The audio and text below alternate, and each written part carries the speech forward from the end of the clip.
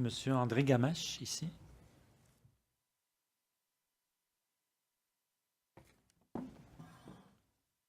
Ensuite, ça serait Monsieur Alain Brunel à Laval. Bonsoir. André Gamache, citoyen de la Terre et sculpteur. Je dois commencer en parlant du rapport du GIEC sur l'environnement commandé par l'ONU. Le rapport dit qu'on va avoir une augmentation des températures planétaires de 2 degrés si on arrêtait de consommer du pétrole maintenant. L'exploitation des sables bitumineux, ça équivaut à 7 millions de voitures de plus au Canada. Si ça amenait la fonte de la glace du Groenland, le niveau des océans monterait de 7 mètres.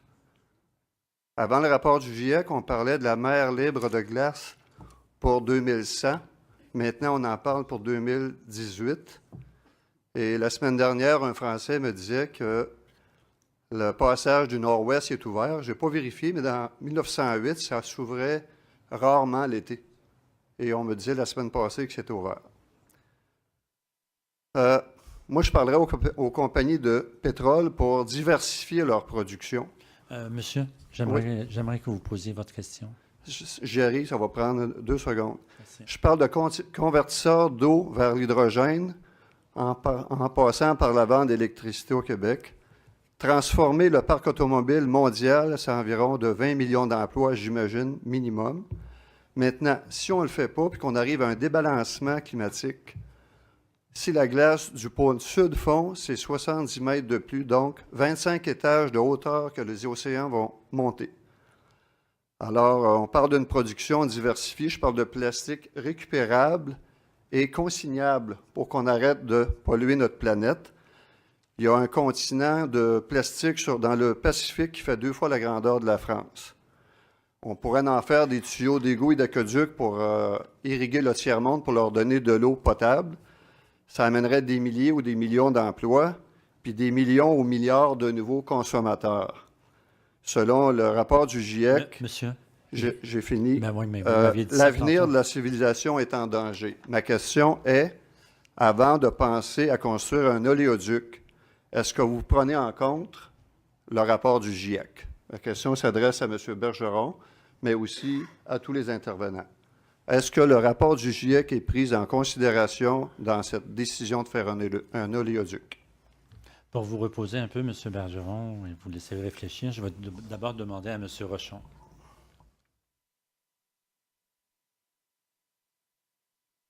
Je pense au niveau des changements climatiques, le ministère fait beaucoup d'actions. Il a mis en place le SPEAK, un système d'échange plafonnement du carbone, qui permet qui a comme objectif de nous aider à réduire nos émissions. L'objectif, c'est de réduire de 20 par rapport à 1990 nos gaz à effet de serre.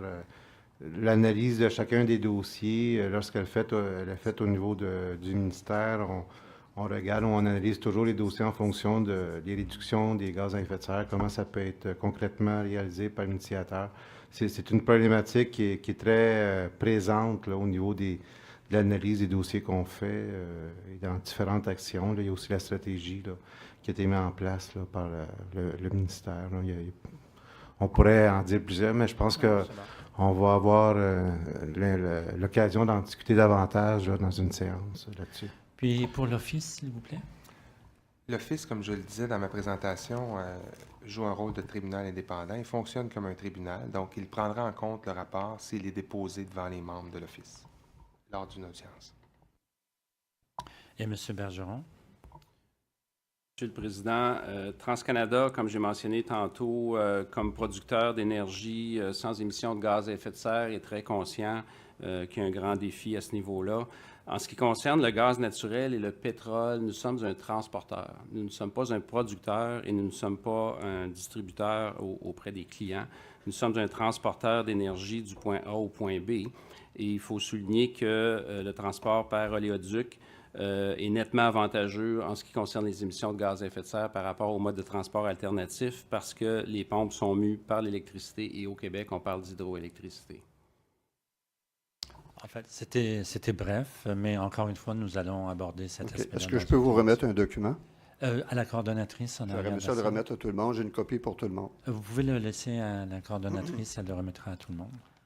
En fait, il s'agit aussi d'une sculpture que j'ai faite qui dit qu'on tient la planète dans nos mains. Et si on ne fait pas ce qu'il faut, l'autre côté de la sculpture, c'est qu'on se tient la tête à deux mains puis on pleure sur notre sort parce qu'on n'a pas été assez brillant pour voir à temps les dangers climatiques. Merci. Madame Grandbois? Monsieur Gamache, un complément d'information qui pourrait peut-être vous intéresser, là. Il y a 2 sessions, comme on l'a mentionné, qui porteront sur les gaz à effet de serre. Et lors de cette première session, qui est mercredi le 16 mars à 19h, il y aura une présentation d'Environnement Canada qui portera sur les démarches visant à incorporer la prise en compte des gaz à effet de serre en amont dans l'évaluation des projets. Donc, c'est peut-être une présentation qui vous intéressera. C'est où exactement? Comment on peut y être? Par caméra aussi? Ça sera ici, parce que toute la première partie de l'audience se déroule ici, évidemment, en même temps aussi dans les salles satellites, mais donc, ça sera au même endroit, mercredi 16 mars, 19h. Parce que moi, je suis dans le bas du fleuve, j'imagine. À ce moment-là, vous pouvez aller à l'Apocatière pour le l'Apocatière. suivre. Et il y a toujours l'option aussi de le suivre. Il y a une diffusion vidéo sur le site Web également. Merci beaucoup. Monsieur